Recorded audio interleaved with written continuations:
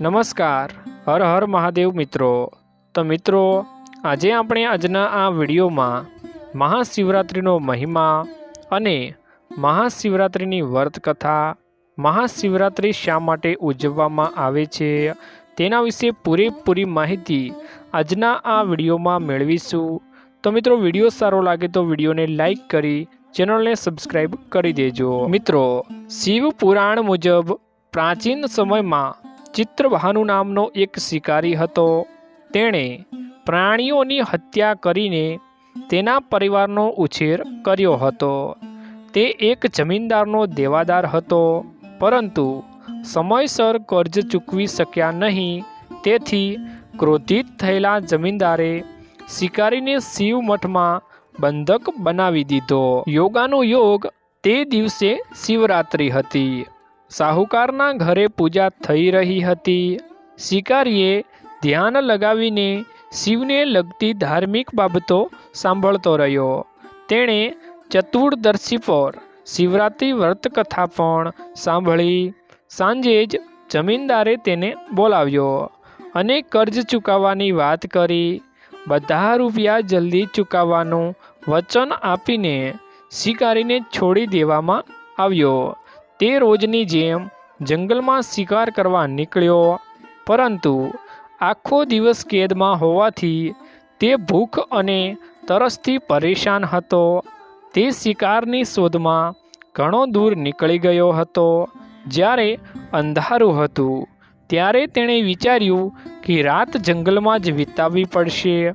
જંગલ તળાવની બાજુમાં બિલપત્રના ઝાડ પર ચડી ગયો અને રાત પસાર થવાની રાહ જોતો રહ્યો। બિલ્વ વૃક્ષ નીચે શિવલિંગ હતું, જે બિલ્વપત્રોથી ઢંકાયેલું હતું। શિકારી તેની જાણ નહોતી। આરામદાયક સ્થાન બનાવતી વખતે તેણે તે ડાળીઓ તોડી તેના પરથી સંજોગત બિલપત્રના પાન શિવજી પર પડ્યા રહ્યા। આ રીતે તે આખો દિવસ ભૂખ્યો અને તરસ્યો ઉપવાસ પર રહ્યો અને બિલ્વપત્રો પણ શિવલિંગ ઉપર ચડાવતો ગયો। રાત્રે 1 વાગ્યે એક સગર્ભા હરણી તળાવ પર પાણી પીવા માટે આવી હતી। અવાજ સાંભળતાં જ પારધીએ જલ્દી શિકારીએ ધનુષ પર એક તીર ખેંચ્યું અને ત્યારે હિરણી બોલી, હું ગર્ભવતી છું। વહેલી તકે પહોંચાડશે તમે એક સાથે 2 જીવોને મારી નાખશો, જે યોગ્ય નથી। હું બાળકને જન્મ આપીશ અને ટૂંક જ સમયમાં તમારી સમક્ષ રજૂ કરીશ, પછી મને મારી નાખજો। શિકારીએ બાણ ઢીલું કર્યું અને હરણીને જવા દીધી। હરણી જંગલમાં ગાયબ થઈ ગઈ। બાણ ચડાવતા અને ઉતારતા થોડા બિલીપત્રો ફરી શિવલિંગ ઉપર પડ્યા। આ રીતે પ્રથમ પ્રહરની અનાયાસે શિકારીના હાથે પૂજા થઈ। શિકારી ત્યારે એક અન્ય હરણી પોતાના બાળક સાથે ત્યાંથી નીકળી। શિકારીએ આ સોનેરી તક હતી એટલે ધનુષ પર તીર ચડાવ્યું અને જેવો તે તીર છોડવાનો જ હતો ત્યારે હરણી બોલી, હે શિકારી, મેં આ બાળકોને તેના માતા પિતાને હવાલે કરીને પરત આવીશ। તું હાલ મને ન મારીશ। શિકારી હસ્યો અને બોલ્યો, સામે આવેલો શિકાર હું છોડી દઉં એટલો હું મૂર્ખ નથી। આ પહેલાં મેં 2 વાર મારો શિકાર ગુમાવી દીધો છે।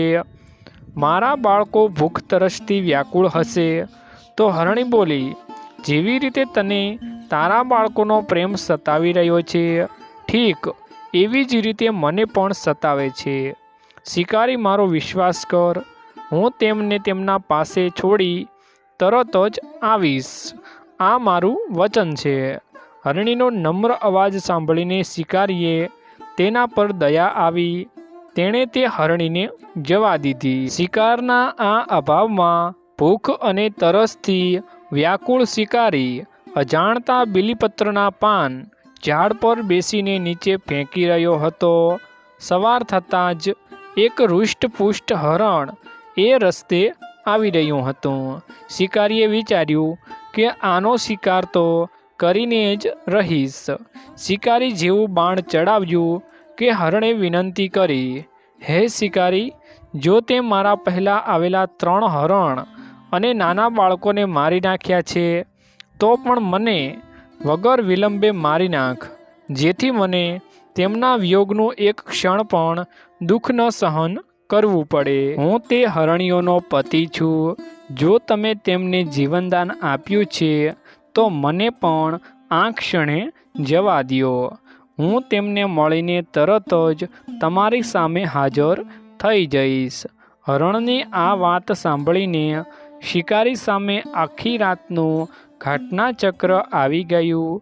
એણે બધી કથા હરણને સંભળાવી. ત્યારે હરણને કહ્યું કે મારી 3 પત્નીઓ જે રીતે વચન આપીને ગઈ છે, મારા મૃત્યુથી પોતાના ધર્મનું પાલન નહીં કરી શકે.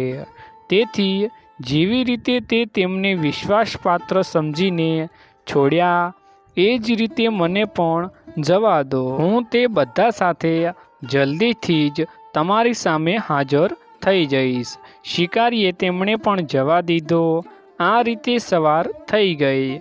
ઉપવાસ, રાત્રિ જાગરણ અને શિવલિંગ પર બિલીપત્ર ચડાવવાથી અજાણતાં જ શિકારી દ્વારા શિવરાત્રિની પૂજા પણ પૂરી થઈ ગઈ.